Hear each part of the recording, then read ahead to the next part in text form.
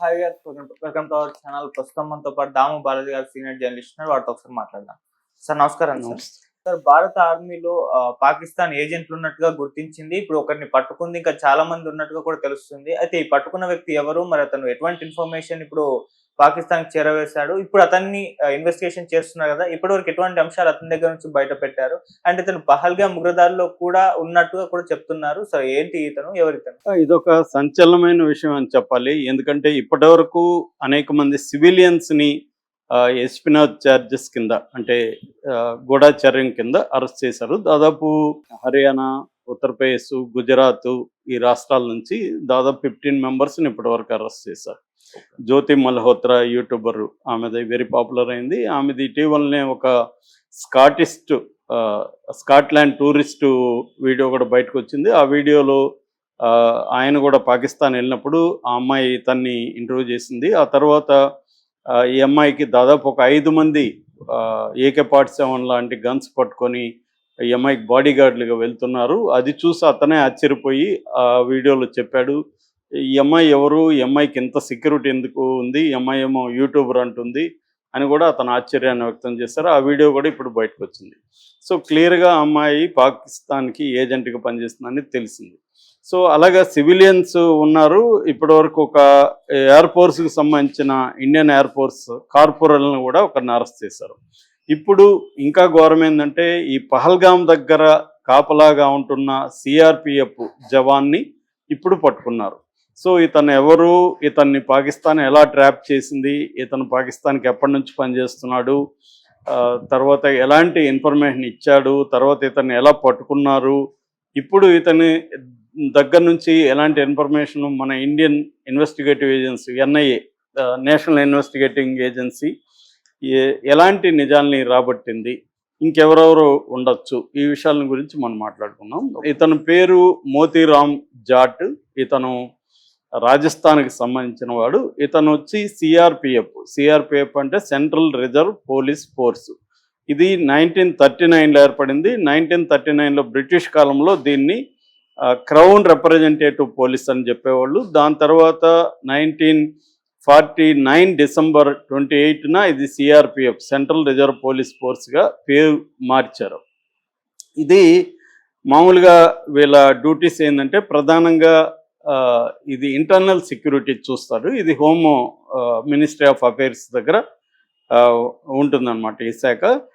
ఎక్కువగా సెక్యూరిటీ కావచ్చు, special forces సంబంధించిన డ్యూటీస్ కావచ్చు చేస్తారు. వీటికి సంబంధించి చైల్డ్ ఏజెన్సీస్ కూడా ఉంటాయి. సిఆర్పిఎఫ్కి సంబంధించి చైల్డ్ ఏజెన్సీ వచ్చి కోబ్రా. ఈ మధ్య నక్సలైట్ల ఏరువేతలో, మావోయిస్టుల ఏరువేతలో ప్రధానంగా ఈ పేరు వినిపిస్తుంది. Commando battalion for resolute యాక్షన్ని cobra అంటారు. అట్లాగే RAF, rapid action force, special duty force, security, ఇవన్నీ కూడా సిఆర్పిఎఫ్ ప్రొవైడ్ చేస్తుంది. ఇప్పటికీ మన దేశంలో సిఆర్పిఎఫ్ మొత్తం 3,13,634 మంది ఉన్నారు. వీళ్ళకి సంవత్సరానికి బడ్జెట్ 35,147.17 crores అనమాట. అంటే 35,000 కోట్లు యాన్యువల్ బడ్జెట్ ఈ సిఆర్పిఎఫ్కి. సో ఇంత ఇంపార్టెంట్ ఫోర్స్ అనమాట ఇది. ఈ సిఆర్పిఎఫ్లో ఇతను 116వ బెటాలియన్కి సంబంధించిన వ్యక్తి. మామూలుగా ఇతను ASIగా పనిచేస్తున్నాడు, అసిస్టెంట్ సబ్ ఇన్స్పెక్టర్ ర్యాంక్ అనమాట. ఈ ర్యాంక్ వాళ్ళకి శాలరీస్ స్టార్టింగ్ శాలరీ 29,200తో స్టార్ట్ అవుతుంది జాయిన్ అవగానే. ఎక్స్పీరియన్స్ని బట్టి 92,300 వరకు ఉంటుంది. వీళ్ళకి అది కాకుండా rent allowance, డేర్నెస్ allowance, medical allowance ఇలాంటివి కూడా వీళ్ళకి ఒక ఏరియాకి వెళ్ళినప్పుడు అక్కడ ప్రత్యేక వసతులు కూడా వీళ్ళు కల్పిస్తారు. సో ఇన్ని కల్పించినప్పటికీ ఇతను ఒక పాకిస్తాన్ ఏజెంట్గా మారాడు. ఇతను ఏంటంటే ఈ పహల్గామ్ అటాక్ ఏప్రిల్ 22న జరిగింది. ఏప్రిల్ 22కు ముందు 17వ తేదీ మాత్రమే ఇతన్ని బయటికి తీసుకొచ్చి 17 వరకు ఇతను అక్కడే సెక్యూరిటీలో ఉంటున్నాడు, పహల్గామ్ సెక్యూరిటీలో ఉంటున్నాడు. అంటే ఇతను కీలకమైన సమాచారం వాళ్ళకి చేరవేశాడా అన్న డౌట్లు అయితే వస్తున్నాయి. సో ఇతన్ని ముందుగా ఎలా పట్టుకున్నారో చెప్తాను, దాని తర్వాత ఎటువంటి సమాచారం ఇతను పాకిస్తాన్కి ఇచ్చారో చూద్దాం. సో ఇతన్ని ఎలా పట్టుకున్నారంటే మామూలుగా ఇతను ఏం చేస్తున్నా అంటే సోషల్ మీడియాలో యాక్టివ్గా ఉంటున్నాడు. సోషల్ మీడియాలో యాక్టివ్గా ఉన్నప్పుడు పాకిస్తాన్ నుంచి ఒక అమ్మాయి లాగా పాకిస్తాన్ ఐఎస్ఐ ఏజెంట్ ఒక అమ్మాయి మామూలు అమ్మాయి లాగా ఇతనితో చాటింగ్ మొదలుపెట్టింది. చాటింగ్ మొదలు పెడితే ఇతను కూడా చాటింగ్ చేశాడు. అలాగా వీళ్ళిద్దరి మధ్య ఒక హాట్ చాట్, సెక్స్ చాట్ అనేది కూడా చోటు చేసుకుంది. దాంతో ఇతను ఒక రకంగా అడిక్ట్ అయ్యాడు ఆ అమ్మాయికి. మెల్లగా అమ్మాయి ఏం చేసిందంటే ఇతన్ని ఇన్ఫర్మేషన్లు అడగడం మొదలుపెట్టింది. దాని తర్వాత నీకు డబ్బులు ఇస్తాము, నువ్వు ఇన్ఫర్మేషన్ ఇస్తా వస్తే నీకు మంత్లీ మేము డబ్బులు పంపిస్తామని చెప్పింది. సో ఆ అమ్మాయి ట్రాప్లో పడి డబ్బులకు ఆశపడి ఇతను ఏం చేశాడంటే ఇన్ఫర్మేషన్లు ఇవ్వడం మొదలుపెట్టాడు. సో ఎటువంటి ఇన్ఫర్మేషన్ ఇచ్చాడంటే, ఒకటి మిలిటరీ కాన్వాయ్స్ ఎటు వెళ్తున్నాయి, వీళ్ళ బెటాలియన్స్ ఎటు వెళ్తున్నాయి, తర్వాత మిలిటరీ బేసెస్ ఎక్కడెక్కడ ఉన్నాయి, ఎక్కడెక్కడ మిలిటరీ చెక్ పోస్టులు ఉన్నాయి, ఈ మిలిటరీకి సంబంధించిన అనేక వ్యవహారాలను ఇతను ఆ అమ్మాయి ద్వారా పాకిస్తాన్ ఇంటెలిజెన్స్ ఏజెన్సీస్కి ఇస్తున్నాడు. ఇతనికి ఫారిన్ అకౌంట్స్ నుంచి ఇతను దీంట్లో డబ్బులు పడుతుంది.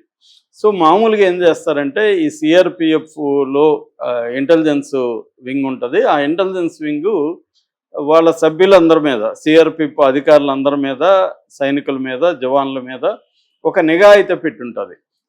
ముఖ్యంగా సోషల్ మీడియాలో వీళ్ళు ఎట్లా ఎవరితో స్నేహం చేస్తున్నారు ఇవన్నీ వాళ్ళు కూడా చెక్ చేస్తుంటారు. అలాగా ర్యాండమ్గా చెకింగ్లో ఇతని మీద డౌట్ వచ్చింది. ఇతను ఏదో చేస్తున్నాడు, ఎవరు అమ్మాయితో హాట్ చాట్లు ఇవన్నీ చేస్తున్నాడు, అమ్మాయి ఎవరు అంటే అమ్మాయి పాకిస్తాన్లో ఉందనే విషయం వీళ్ళకి అర్థమైంది. సో దాని తర్వాత ఇతను బ్యాంక్ అకౌంట్ల మీద నిఘా పెట్టారు. బ్యాంక్ అకౌంట్లలోకి ఫారిన్ నుంచి డబ్బులు వస్తుందనే విషయం అర్థమైంది. అర్థమయ్యేసరికి వీళ్ళు ఒక ఇంటర్నల్ ఎంక్వైరీ చేశారు ఇతని మీద. చేసినాక ఇతను ఖచ్చితంగా పాకిస్తాన్కి సమాచారం చేరవేశాడు అనేది సిఆర్పిఎఫ్ ఇంటెలిజెన్స్ వాళ్ళకి తెలిసింది. దాంతో వీళ్ళు ఎన్ఐఏకి అప్పగించారు, ఇతన్ని నేషనల్ ఇన్వెస్టిగేటివ్ ఏజెన్సీకి అప్పగించారు. వీళ్ళు మళ్ళీ ఫర్దర్గా ఎంక్వైరీ చేసి ఖచ్చితంగా ప్రైమాఫేస్ ఎవిడెన్స్ ఉందని తెలిసిన తర్వాత సిఆర్పిఎఫ్కి వీళ్ళు కూడా చెప్పారు. దాంతో సిఆర్పిఎఫ్ రూల్స్ ప్రకారం ఇతన్ని ఉద్యోగం నుంచి డిస్మిస్ చేశారు.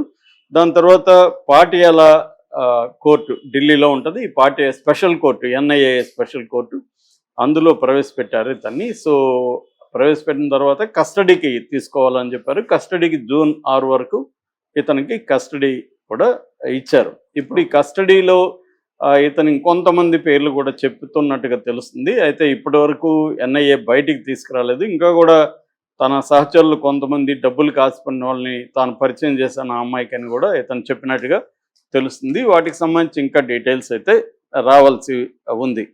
ఇదేంటంటే బేసిక్గా పాకిస్తాన్ మన దేశంలో సివిలియన్స్ని, మిలిటరీ పీపుల్ని పడగొట్టడానికి కొన్ని మెథడ్స్ ఎంచుకుంటుంది.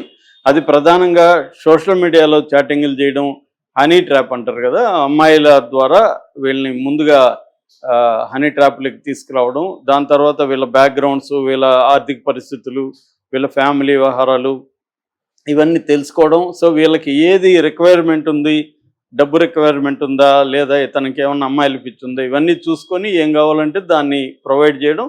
దాని ద్వారా ఇతన్ని వీక్నెస్లు తీసుకోవడం, నువ్వు ఇన్ఫర్మేషన్ మాకు ఇకపోతే ఇదంతా కూడా మేము బయట పెడతామని బ్లాక్మెయిల్ చేయడం, ఇలాగా జరుగుతుంది. అట్లాగే డిజిటల్ ఇన్ఫిల్ట్రేషన్ అంటారు. అంటే డిజిటల్ ద్వారా తమ వ్యక్తుల్ని ఇండియన్స్లోకి ఇన్ఫిల్ట్రేట్ చేసి వీళ్ళ ద్వారా కూడా సమాచారాన్ని లాగడం. మూడవది కొయర్సన్, అంటే బై ఫోర్స్ ద్వారా కొంతమంది, అంటే ఫర్ ఎగ్జాంపుల్ ఇప్పుడు మొన్న ఒక అతన్ని అరెస్ట్ చేశారు ఢిల్లీలో. అతని సెకండ్ వైఫ్ పాకిస్తాన్లో ఉంది కాబట్టి ఆమె ద్వారా అతన్ని ఇది చేసి, నువ్వు కానీ మాకు ఇన్ఫర్మేషన్ ఇవ్వకపోతే ఇక్కడ నీ ఫ్యామిలీని మేము అరెస్ట్ చేస్తామనో ఇంకోటో అని చెప్పి బెదిరించి కొయర్స్